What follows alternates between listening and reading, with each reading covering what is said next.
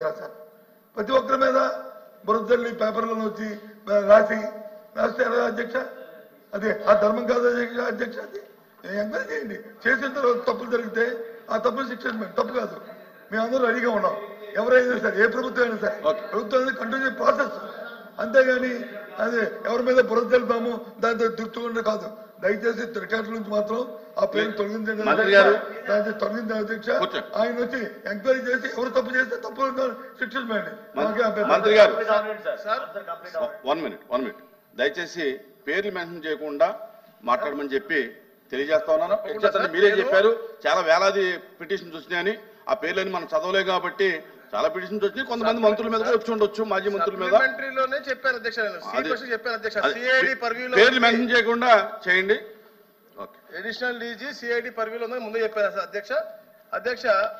ఏదైతే 22/7/2024 తెల్లవారుజామున 12 గంటల ప్రాంతంలో ఏదైతే జరిగిందో అధ్యక్ష, అగ్ని ప్రమాదం అధ్యక్ష, తర్వాత అధ్యక్ష మా నాయకులందరూ కూడా అక్కడికి వెళ్ళటం, డీజీపీ గారు అవ్వచ్చు, మా స్పెషల్ సిఎస్ గారు అవ్వచ్చు, అక్కడికి వెళ్ళిన తర్వాత తేల్చేది క్లియర్గా ఘటన జరగడానికి ఎట్టి పరిస్థితుల్లో కూడా ఎలక్ట్రిక్ షార్ట్ సర్క్యూట్ అనేది జరగలేదు. ఇది కేవలం కుట్రపూరితం జరిగిందని చెప్పేసి నిర్ధారించారు అధ్యక్ష. ఎందుకంటే అధ్యక్ష సీసీ కెమెరా అప్పుడే పనిచేయకపోవడం, దోమలు నివారించాల్సినటువంటి కాల్చే కడ్డీలన్నీ కూడా అక్కడ ఎక్కువ మోతాదులో స్టాక్ పెట్టడం, అలాగే ఏదైతే మోటార్ ఆయిల్ ఏ ఆఫీస్లో కూడా మోటార్ ఆయిల్ పెట్టకూడదు కానీ సీనియర్ అసిస్టెంట్ కావాలని మోటార్ ఆయిల్ అక్కడ పెట్టడం, ఇవన్నిటి కూడా నిర్లక్ష్యానికి నిదర్శనం అధ్యక్ష.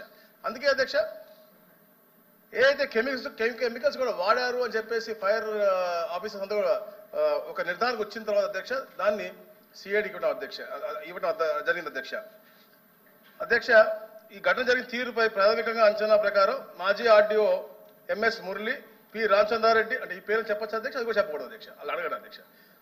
పిఏ తుకారాం ఆదేశాల మేరకు గౌతమ్ తేజ్ నాయుడు ఫైలు దహనం చేశారని చెప్పేసి తేలింది అధ్యక్ష. వీరంతా మాజీ మంత్రి గారి అనుచరులుగా ఉన్నారు.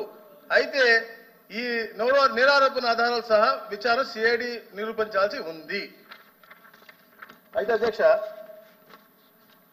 ఇప్పుడు పెద్దలు అడిగినట్టుగా అధ్యక్ష మదన్పల్లిలో రీవెరిఫికేషన్ అధ్యక్ష టోటల్ ల్యాండ్స్ అధ్యక్ష 13,445 ఎకరాలు ఉంటాయి అధ్యక్ష.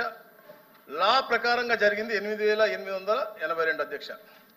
లా ప్రకారం కాకుండా అన్లాఫుల్ గా జరిగింది 4,563 అధ్యక్ష.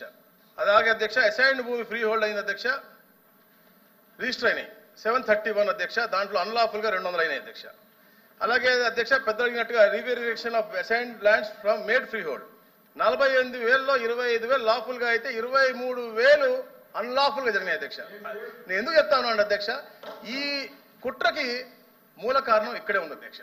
ఏదైతే అన్లాఫుల్ గా చేశారో అవన్నీ బయటపడతాయని చెప్పేసి ఒక దురుద్దేశంతో ఇవన్నీ లింకులు కట్ చేయాలని చెప్పేసి సాక్ష్యాన్ని బూడిద చేశారు అధ్యక్ష. తప్పకుండా ఏదైతే బూడిద చేసినా కూడా మా కూటమి ప్రభుత్వం పటిష్టంగా ఉంది.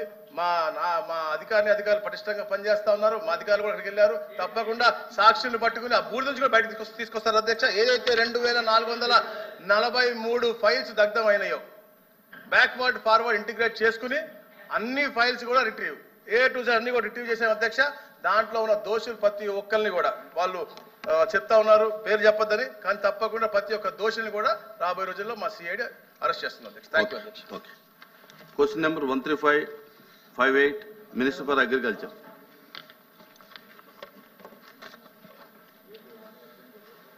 అధ్యక్ష ఏ ప్రశ్నకు సమాధానం అవునండి, బి ప్రశ్నకు సమాధానం రైతులకు అన్నదాత సుఖీభవ పిఎం కిసాన్ పథకం కింద ఏడాదికి 20,000 రూపాయల ఆర్థిక సహాయం